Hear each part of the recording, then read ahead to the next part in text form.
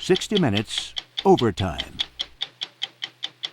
Who would have believed that Americans would line up by the millions to pay $4 for a cup of coffee? Who would have imagined we'd go into a coffee shop and casually ask for a double tall, one pump, vanilla skim caramel macchiato? What the heck is a macchiato anyway?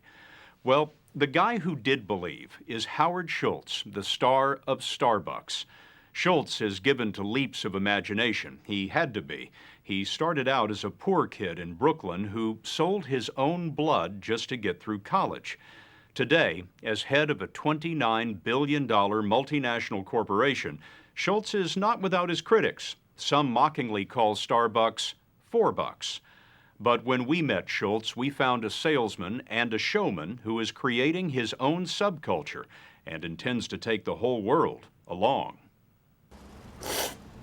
At the Starbucks headquarters in Seattle, they don't drink coffee like you and me. That's Howard Schultz analyzing each slurp as though he's letting you in on a secret. You taste that earthiness like a Bordeaux wine. That is pretty good. That's something. Yeah. That is something. Here, people called coffee masters talk about finding romance and passion in a cup like they were cream and sugar. Schultz has brewed up a coffee culture that's sometimes a little hard to swallow.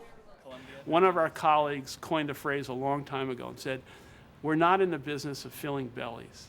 We're in the business of filling souls."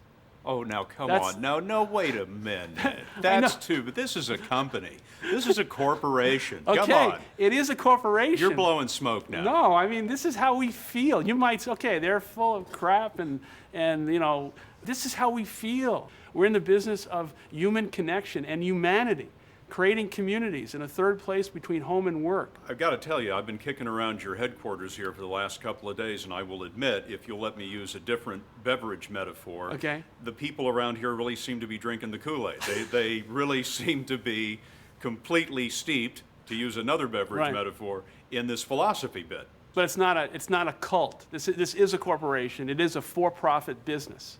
But our approach for 30 plus years has been unique and different. Not better, just different. That approach created a company that now doubles its sales every 3 years. How many stores are you opening as we speak?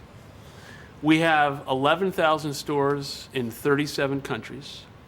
It's an unbelievable number to me, to be honest with you. We're opening 5 new stores a day. That's a new store every 5 hours, 24/7. Yeah. There really are Starbucks across the street from each other. They do that to cut down on the lines. Starbucks says it has 40 million customers a week, 40 million, and it brews 227 million gallons of coffee a day. The operation that feeds that monster is massive. Have a look at this roasting plant that we toured outside Seattle. They ship in green coffee beans from 28 countries.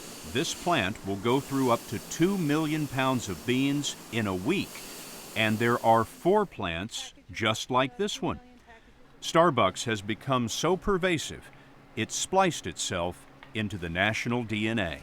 Starbucks! One day, every house in America will have their own private plumbing to Starbucks. Can I help you? I'd like to get my ear pierced. Well, better make it quick, kiddo. In 5 minutes, this place is becoming a Starbucks. Starbucks sucks! Starbucks sucks! There is a bit of a Starbucks blowback. Sure.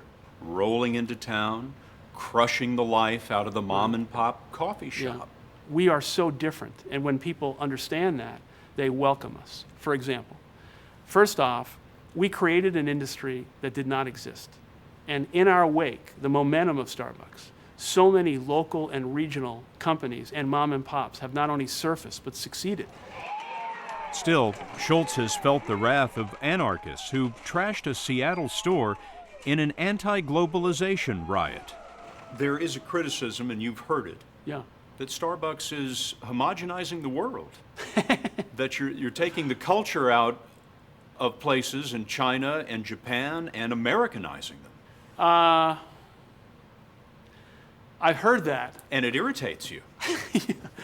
It's not that it irritates me, it's just, it's off base. And when people say you're an evil empire bent on world domination, you say... I hate that. I hate that. But I realize you're always going to have critics.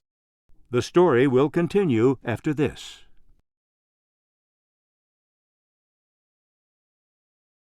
This is the original Starbucks, a small store with no big plans. It opened in 1971 on Seattle's seafront. Starbuck is the name of a character in the novel Moby Dick. Here, in the Pike Place Market, there's salt in the air and salmon too. Another one. Schultz came here as an appliance salesman, pushing coffee makers. He stopped at Starbucks to make a sales call. When I walked in this store for the first time, I know this sounds really hokey, and I knew I was home. So he quit his job and went to work in the store, which at the time was selling just beans and machines. Adding an espresso bar was his idea. A few years later, he was offered a chance to buy Starbucks, which by then had grown to 6 Seattle stores. He set out to find investors. If I came to you in 1987 and I said to you, even though coffee consumption in America is down, I want to build a company that was going to sell coffee not in a porcelain cup, but in a paper cup, with Italian saying words that no one could pronounce, for $3 a cup of coffee, would you invest? Absolutely not. Okay. Well, you would have had a lot of company. But if I had invested $10,000 at the start, it would be worth more than $5 million today. How did he do it? With marketing and salesmanship and even, he admits, a little hype. But please tell America and the rest of the world why the small drink is called a tall. Well, I think, when you walk into a store, you don't want to say, give me a small. You want to say, give me a tall. And so there's a little bit of marketing in there.